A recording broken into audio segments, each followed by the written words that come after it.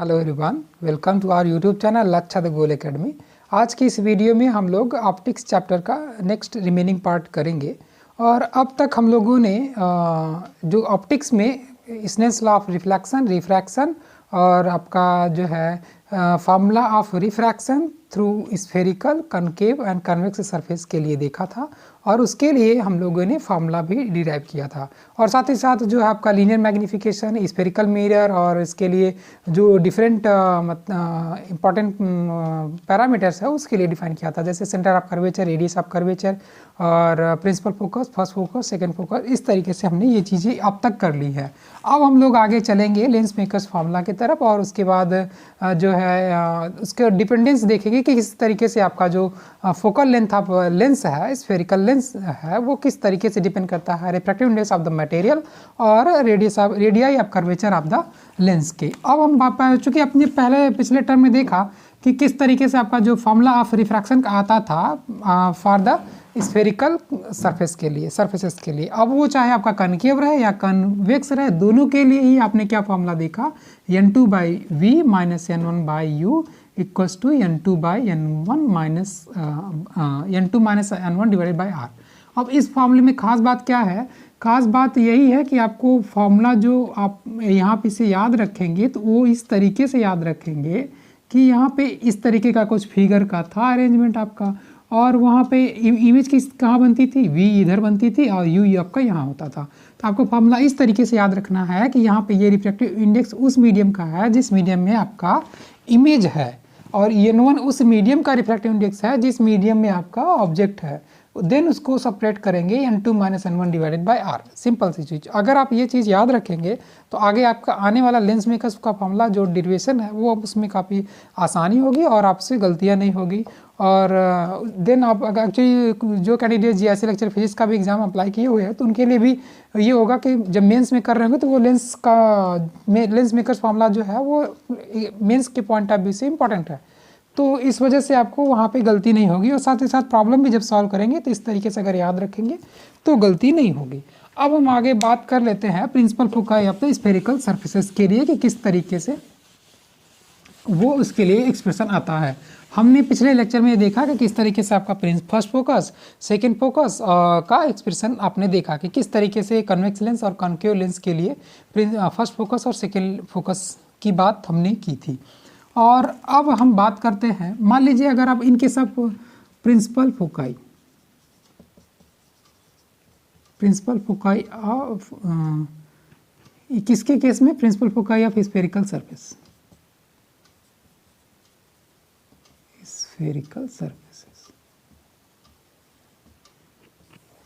तो इन केस आप एक्चुअली फॉर फर्स्ट फोकस के लिए अगर हम बात करें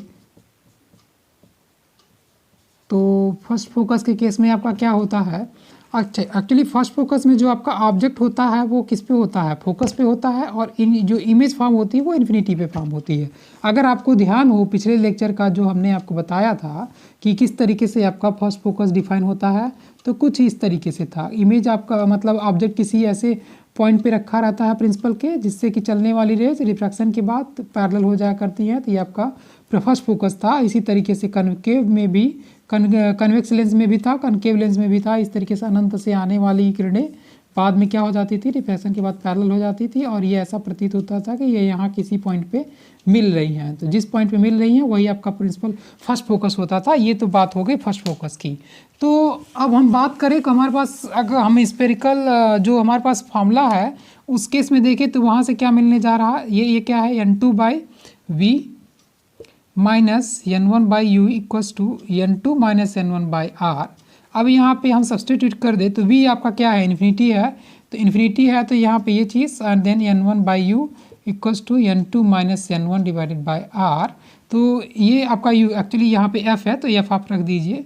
तो यहाँ से f इक्वल्स टू कितना मिल, एक्चुअली चलिए n1 माइनस टाइम्स ऑफ है, तो ये फर्स्ट टर्म तो आपका जीरो हो जाएगा चूँकि नीचे इन्फिनिटी है, तो 1 अपॉन इन्फिनिटी जीरो है, तो यहाँ पे कितना minus n1 upon f equals to n2 minus n1 divided by r। Then यहाँ से अगर हम क्या करें n1 से मल्टीप्लाइड कर दें, सॉरी डिवाइड कर दें ऑन बोथ साइड, तब आपको क्या मिल जाएगा -1/f इक्वल्स टू यहाँ पे n2/n1 -1 divided by r equals to ये क्या हो जाएगा n-1 divided by r। That means आपको क्या मिल गया, यहाँ से f मिल गया -r डिवाइडेड बाय n-1। ये रिलेशन मिल गया किस केस में, फर्स्ट फोकस के केस में। आप इसे चाहे f1 नाम दे दीजिए, ठीक है। अब हम यही चीज़ किसके लिए बात कर लेते हैं, सेकेंड फोकस के लिए भी बात कर लेते हैं। तो सेकेंड फोकस के केस में आपका क्या हो जाना है, सेकेंड फोकस। तो सेकेंड केस में जस्ट इसका रिवर्स, उस केस में आपका जो इमेज है वो किस पे फॉर्म होता है, मतलब उस फोकस पे, फोकल पॉइंट पे, और आपका जो ऑब्जेक्ट होता है वो इन्फिनिटी पे, मतलब उसमें इनफाइनाइट सी रेज आ रही होती हैं पैरेलल एंड देन रिफ्रैक्ट होकर के किसी फोकस पे मीट करती है। तो वहाँ पे दैट मीन्स वहाँ पे आपका इमेज फॉर्म होता है। तो इस वजह से अब यहाँ पे क्या फार्मूला रिड्यूस होकर के आएगा, यहाँ पे आपका आएगा n2/f माइनस n1 बाई क्या infinity equals to n2 minus n1 divided by r। तो यहाँ पे हम यहाँ पे भी वही काम करेंगे, डिवाइड कर दें ऑन बोथ साइड विद, यहाँ पे n2 से डिवाइड करेंगे डिवाइडेड बाय r। यहाँ पे किससे डिवाइड किया था आपने, n1 से डिवाइड किया था, और यहाँ पे किससे डिवाइड करेंगे, n2 से डिवाइड करेंगे। तो फिर यहाँ पे क्या मिल जाना है, इस केस में आपका ये हो जाएगा, ये है आपका n1, ये है n2 से अगर डिवाइड करें तो ये 1/f हो गया, और n2 कितना हो जाएगा 1, n1 माइनस n2, ठीक है। तो ये r। हाँ, और एक चीज़ ये जो है, ये एक्चुअली ये तो आपको पता ही है, n क्या होता है आपका, n2/n1 होता है। तो अब ये हो गया आपका, और यहाँ पे 1 माइनस ये 1/n हो गया, ठीक है। ये r यहाँ तक को कोई प्रॉब्लम नहीं होगी, क्योंकि आपका जो n1/n2 है, एक्चुअली n जो है आपका n2/n1 है। तो यहाँ से यहाँ पे कुछ चीज़ छूट तो नहीं रही थी, यहाँ पे कितना था आपका हो जाएगा, ये n1 से डिवाइड किया है तो ये क्या होगा, यहाँ पे डिवाइड हो गया 1, ठीक है। तो अब यहाँ पे क्या है कि ये डिवाइड किया तो n अगर इतना है तो ये 1/n कितना हो जाना है, n1/n2 हो जाना है। देन इसी तरीके से आपका क्या हो जाएगा 1/f इक्वल्स टू ये n आप एलसीएम ले लेंगे तो हो जाएगा n-1 divided bye n r। तो इस केस में आपका मिल क्या गया, दैट मीन्स आ गया एक्सप्रेशन आ गया, ये आ गया n r divided by n-1। ये किसके लिए, f2 के लिए आ गया, ठीक है। और जहाँ पे आपको फर्स्ट फोकस के लिए क्या मिला है, f1 के लिए ये मिला है। तो आप इन दोनों में रिलेशन देख सकते हैं कि क्या आपको मिल गया, ठीक है। तो ये बात हो गई। अब आप चाहे डिवाइड कर लीजिए, तो यहाँ पे डिवाइड करेंगे तो क्या मिल जाएगा, f2/f1, और n ऊपर रह जाएगा और बाकी चीज़ें कट जाएंगी, तो ये क्या हो जाएगा -n। तो f2 इक्वल्स टू कितना, -n टाइम्स ऑफ f1। तो ये सेकेंड फोकस और फर्स्ट फोकस में रिलेशन है, जहाँ पे आपका n क्या है, where your n is equals to n2 divided by n1, refractiveness of the medium 2 with respect to medium 1। तो ये बात हो गई प्रिंसिपल फोकाई की ऑफ स्फेरिकल सर्फेसेस की। तो आप इस कॉन्सेप्ट को ध्यान में रखिएगा, समटाइम्स आपसे ऑब्जेक्टिव टाइप क्वेश्चन में इस तरीके से आपका एक्सप्रेशन पूछ सकते हैं वो, ठीक है। तो ये बात यहाँ पे इसकी जो है प्रिंसिपल फोकाई की फिनिश होती है। अब हम लोग आगे बात करते हैं formula for refraction through thin lens.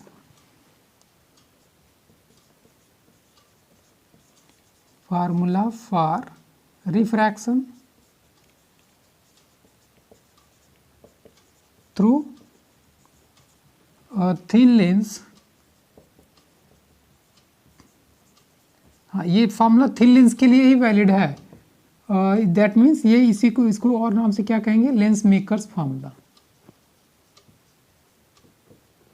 Lens makers formula.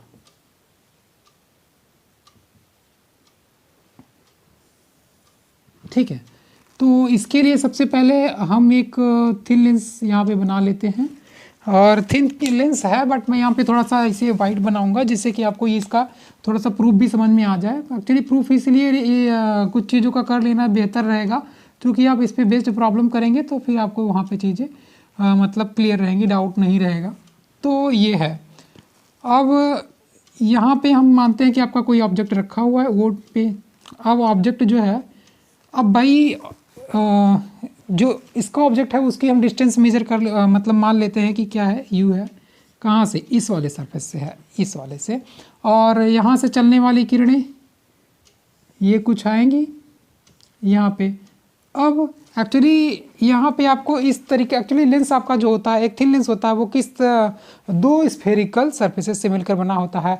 एक ये वाली स्फेरिकल सरफेस और एक ये वाली स्फेरिकल सरफेस। भाई इसका रेडियस ऑफ कर्वेचर कुछ r1 रहेगा, इसका क्या रहेगा, r2 रहेगा, ये हम मान लेते हैं।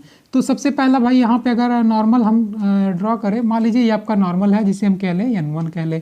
तो अब इसके बाद क्या होगा, ये आपका डेंसर मीडियम है, जाहिर सी बात है ये डेंसर मीडियम है चूँकि लेंस में भी मूव कर रही है। ये n1 है, ये n2 है, ये अगेन आपका n1 है, ठीक है। तो अब यहाँ से जब लाइट भाई डेंसर मीडियम में जा रही है, इट मीन्स किसके तरफ बेंड कर जाएगी, नॉर्मल की तरफ बेंड कर जाएगी। जब नॉर्मल की तरफ बेंड कर जाएगी कुछ ऐसी चीज़ हो जाएगी। अब अगेन ये किस में मूव करने जा रही है, अगेन आपका किस में मूव करने जा रही है, वो मूव करने जा रही है क्या कहते हैं कि रेयर मीडियम में। ये आपका अगेन एक नॉर्मल हम यहाँ पे ड्रॉ करें, तो ये आपका नॉर्मल है।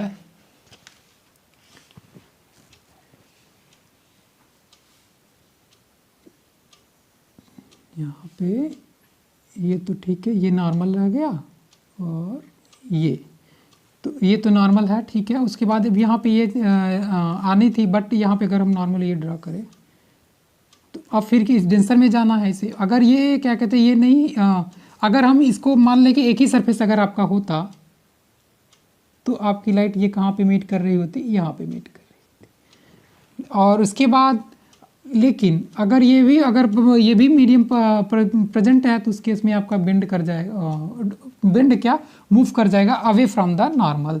क्यों? चूँकि वो रेयर मीडियम में मूव करे, तो इस केस में आपका इमेज बन जाएगा यहाँ पे। और ये आपका n1 n2 आपका ये नॉर्मल है। हमने ये n1 n2 इसलिए ड्रॉ किया आपको चीज़ें समझ में आए। आपके बुक में इस तरीके से n1 n2 नहीं बनाया है, उन्होंने जस्ट इमेज बना दिया है जिससे कि आपको चीज़ें समझ में आए। तो इसको एक बार इसका फिगर समझ लीजिए कि क्या है ये। तो सब सिंपल सी चीज़, लाइट आपकी इस तरीके से आएगी। इस पॉइंट पे अगर हम कह लें P1 कह लें और ये पॉइंट आपका है P2 है, तो यहाँ पे है, यहाँ से क्या करेगी, डेंसर मीडियम में मूव करे तो वो मूव करेगी, बेंड कर जाएगी टूवर्ड्स दी नॉर्मल। सो आपका लाइट कुछ इस तरीके से यहाँ आगे बढ़ेगी। बट अब आगे बढ़ेगी साथ ही साथ किधर, सीधे निकल जाती। अगर आपका रेयर मीडियम ना होता तो हक नहीं होता तो कहाँ निकलती, कहाँ पे मीट करती, वो हमने पॉइंट बना दिया, उसे दे दिया नाम आई डैश। लेकिन अगर आपका रेयर मीडियम है तो उस केस में क्या कर जाएगी, मूव कर जाएगी away from the normal. That means आपका बेंड हो जाएगी। तो ये कहाँ पे मीट करे, आई, जो कि आपकी एक्चुअल इमेज है। और यहाँ पे खास बात ये है कि जो आपका आई डैश है वो इसके लिए क्या वर्क करेगा, एज ए इमेज वर्क करेगा, sorry as a object work करेगा। क्यों करेगा, अब ये चीज़ें समझनी है। और इसको समझने के लिए आप एक लेंस को ये अज्यूम कर सकते हैं कि ये दो स्फेरिकल सरफेसेस से बना हुआ है। तो हम पहले वाले की डिस्टेंस ले लेते हैं भाई, वी डैश ले लेते हैं कि वो वी डैश पे है, ठीक है। और दूसरे वाले की जो डिस्टेंस ले लेते हैं वो वी ले लेते हैं। सिंपल सी चीज़ है, अब आपको यहाँ तक कोई प्रॉब्लम नहीं होनी चाहिए। अब हम लिखने जा रहे हैं फॉर फर्स्ट, हम इस वाले सरफेस को क्या कह दें भाई, इसके लिए रेडियाई ऑफ कर्वेचर अगर हम r1 कह दें और इसके लिए radii of curvature, radius of curvature क्या कह दें, r2 कह दें। तो फॉर फर्स्ट सरफेस के लिए अगर हम बात करें, फॉर फर्स्ट सरफेस, अब इसके लिए क्या लिख दें हम, वही फार्मूला आप ध्यान करिए जो कि हमने आपको बता रखा है। ये n2 by v minus n1 by u equals to n2 minus n1 divided by r। तो ये फार्मूला आपको लिखना है फर्स्ट सरफेस के लिए। तो चलिए लिखते हैं। अब n2 आपका क्या है, ये n2 में बन रहा है आपकी, n2 में क्या बन रहा है, image I dash. I dash आपको देखने में ये बाहर बना हुआ है ऑफ कोर्स, बट ये आपका n2 में है। चूँकि भाई अगर हम मान लेते कोई ऐसा पॉइंट अंदर होगा जब ये बनता कब, जब आपका ये मतलब लाइट ये रेयर मीडियम नहीं होता, ये यही तो मान के हमने यहाँ पे ड्रा किया है। तो इस केस में आपका क्या हो जाएगा, n2 डिवाइडेड बाय ये क्या है, वी डैश पे आपकी इमेज बन रही है। ऑब्जेक्ट कहाँ पे रखा हुआ है, या उसी मीडियम का रिफ्लेक्टिव इंडेक्स क्या है, n1 है, और वो कहाँ पे है, u में, मतलब पोजीशन क्या है, u है। ये क्या है, n2 minus n1 divided bye r1। ये आपका पहला इक्वेशन हो गया। अब हम सेकेंड इक्वेशन लिखते हैं। फॉर सेकेंड सरफेस की बात करें तो वहाँ पे क्या हो जाना है, फॉर सेकेंड सरफेस। तो फॉर सेकेंड सरफेस के लिए क्या है, आपका इमेज कहाँ पे बन रही है, n1 में बन रही है। ये चीज़ ध्यान में रखिएगा। इमेज n1 में क्यों बन रही है भाई, ऑब्जेक्ट आपका कहाँ पे है, हमने आपको बताया कि दूसरे वाले सरफेस के लिए ये पॉइंट किस तरीके का काम करेगी, ऑब्जेक्ट का काम करेगी इसके लिए, दूसरे वाले सरफेस के लिए। और साथ ही साथ अगर इसका एक्चुअली थिन लेंस है, ऑफकोर्स इसका अगर हम थिकनेस t ले लेते हैं तो ये डिस्टेंस कितनी हो जाएगी इस सरफेस से, ये डिस्टेंस आपकी हो जाएगी वो v क्या कहते हैं कि भाई इसके लिए क्या है, v डैश इमेज की है ना, तो हम इस सरफेस से ही तो लेंगे। लेकिन अगर हम इस सरफेस से बात करें तो इस सरफेस से कितनी इसकी डिस्टेंस हो जाएगी, मतलब कि आपका जो ऑब्जेक्ट की डिस्टेंस हो जाएगी फर्स्ट सेकेंड सरफेस के लिए, उस ऑब्जेक्ट की डिस्टेंस कितनी हो जाएगी, v डैश माइनस टी। तो ऑब्जेक्ट आपका रखा कहाँ पे है, ऑब्जेक्ट आपका n2 मीडियम में रखा हुआ, ये हो गया v डैश माइनस टी, और यहाँ से आपको क्या मिल गया, n1 minus n2 divided bye r2। ठीक है, ये आपका सेकेंड सरफेस हो गया। बट यहाँ पे t क्या है, निग्लेजिबल है। चूँकि वो थिन लेंस की बात कर रहे हैं हम, तो t स्मॉल, वेरी स्मॉल, चूँकि हम स्मॉल यहाँ पे बात कर रहे हैं, तो इस केस में आपका क्या हो जाएगा, n1 by v minus n2 divided by v dash equals to, यहाँ पे हम माइनस कॉमन ले लें। क्यों कॉमन ले लें, चूँकि वहाँ पे हमें आगे कॉर्निंग कॉमन लेना होगा। तो ये आपका इक्वेशन 3 हो गया। तो अब आप इक्वेशन 1 और 3 को ध्यान से देखिए। यहाँ पे इन दो इक्वेशन को अगर आप देखें तो अगर हम इनमें से ऐड करेंगे तो ये वाला पार्ट कट जाएगा और आपको क्या मिल जाएगा, n1 by v minus n1 by u equals to n2 minus n1। अगर हम कॉमन ले लें तो यहाँ पे अगर आप देखें तो यहाँ पे आपको मिल जाएगा n1 by v n1 by u equals to n2 minus n1, common ले लिया तो ये आपका क्या आ गया, 1/r1 माइनस 1/r2। तो ये बात हो गई आपकी। अब n1 से डिवाइड कर दें ऑन बोथ साइड, तो अब आपको मिल जाएगा 1/v minus 1/u equals to n minus 1, और ये 1/r1 माइनस 1/r2। ये आपका इक्वेशन आ गया। ठीक है, अब यहीं पे अगर हम ये मान लेते हैं कि जो आपकी लाइट आ रही है वो इन्फिनिटी से आ रही है और आपका जो इमेज बन रहा है वो फोकस पे बन रहा है। Now if u is your at infinity and the v is at f, then from this equation we will get 1/f minus 1/infinity equals to n minus 1, और ये क्या हो जाएगा 1/r1 माइनस 1/r2। ठीक है, तो इस तरीके से आपको क्या मिलेगा, या फिर 1/f equals to n minus 1 1/r1 minus 1/r2। यहाँ पे r1 r2 क्या है, रेडियस ऑफ कर्वेचर है किसके लिए, सरफेस 1 सरफेस 2 के लिए। तो यही आपका फॉर्मूला क्या कहलाता है, लेंस मेकर्स का फॉर्मूला कहलाता है। ठीक है, ये इंपॉर्टेंट फार्मूला है, आपको इसको ध्यान में रखना है। और जहाँ पे ये आपका n क्या है, बार बार हम आपको ये बता रहे हैं कि यहाँ पे ये n क्या है, योर n2 बाई n1। यही आपका वाटर एयर में है तो चलिए ठीक है, एयर में रहेगा तो ng बाई na रहेगा। यही अगर आपका वाटर में डिप किया गया है तो यही n2 बाई n1 क्या हो जाएगा, ng डिवाइडेड बाई nw हो जाया करेगा। अब हम इसमें से एक छोटी सी चीज़ देख लेते हैं कि dependence of focal length of spherical lens on the refractive index of the material and the radii of curvature of the lenses. बहुत ही इंपॉर्टेंट चीज़ है, इस पे बेस्ड बहुत सारी प्रॉब्लम आपको देखने को मिल जाएगी इसी फार्मूला पे, लेंस मेकर्स फार्मूला से। और लेंस मेकर्स फार्मूला को ही आगे वाला जो डेरिवेशन है, जो मतलब कम्बिनेशन ऑफ टू लेंसेज का जो रिजल्टेंट फोकल लेंथ है उसमें भी आपको देखने को मिल जाएगा किस तरीके से इसका यूज है। तो हम बात कर लेते हैं डिपेंडेंस ऑफ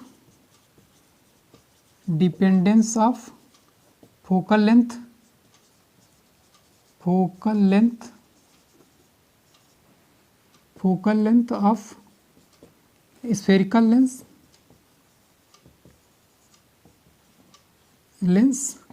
ये इनकी डिपेंडेंस की बात कर लेते हैं। सबसे पहले हम बात करेंगे of refractive index of the lens, और उसके बाद बात करेंगे कि radii of curvature of the lens. तो सबसे पहले बात कर लेते हैं on refractive index. Refractive index of the material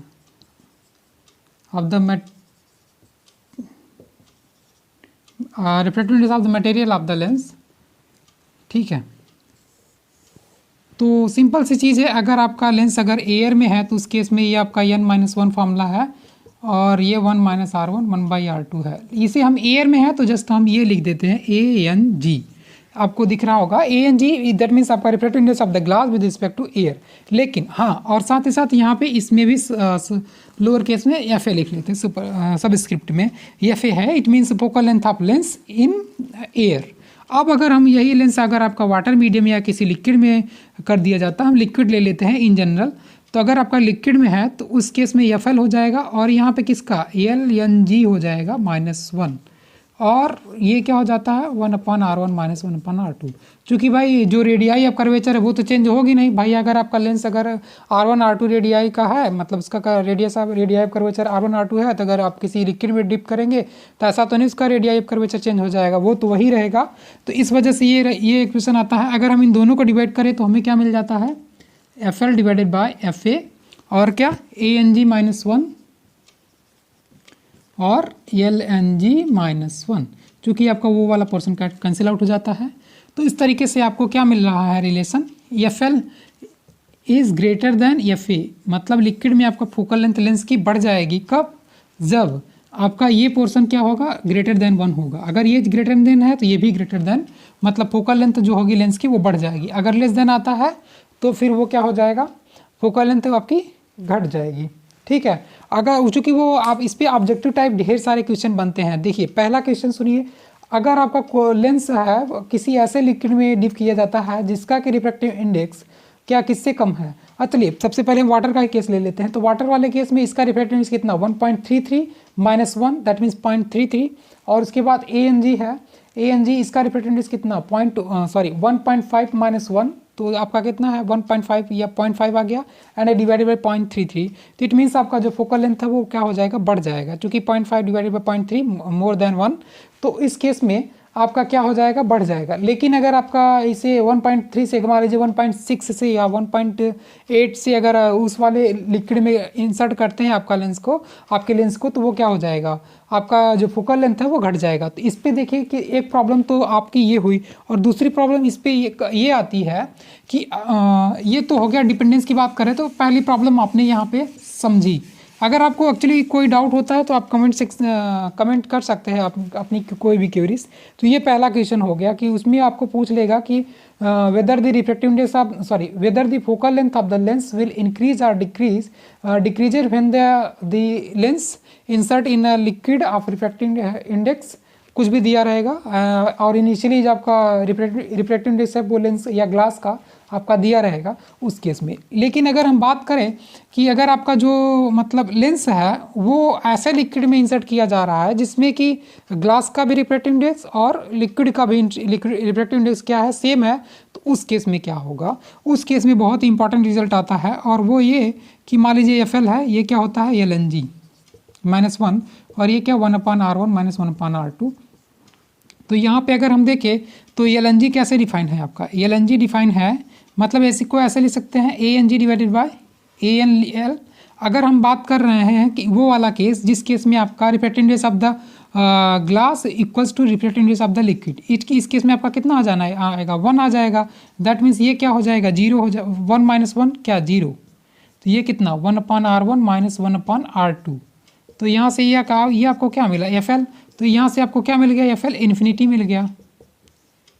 तो इट मीन्स आपका इस केस में जो लेंस है वो एज अ प्लेन मिरर की तरह वर्क करेगा, क्योंकि इसमें आपका जो फोकल लेंथ है वो इन्फिनिटी आ जाएगा। कब? जब आपका लेंस किस में इंसर्ट किया जाएगा, ऐसे लिक्विड में इंसर्ट किया जाएगा जब रिफ्रैक्टिव इंडेक्स जो लिक्विड का है वही अगर आपका लेंस का है, मीन्स 1.5 वाले रिफ्रैक्टिव इंडेक्स वाले लिक्विड में इंसर्ट किया जाएगा, तो उस केस में आपका लेंस कैसे बिहेव करेगा, एज अ प्लेन मिरर की तरह बिहेव करेगा। इस तरीके से आप देख रहे हैं कि इस पर 2 क्वेश्चन आप इजिली कर जाएंगे। अभी आगे आने वाले जो इसका डिपेंडेंसी है वो किस पे, on the radii of curvature of the lens पे। अभी आज के लिए इतना है, बाकी हम लोग नेक्स्ट चैनल पे करेंगे। तो अभी कुछ जो कैंडिडेट नए हैं इस चैनल पे, वो आप अगर आपको चीज़ें समझ में आ रही है और आप PGT फिजिक्स की प्रिपरेशन के लिए जुड़ना चाहते हैं तो फिर आप नीचे दिए गए कॉन्टैक्ट नंबर में आप कॉन्टैक्ट कर सकते हैं।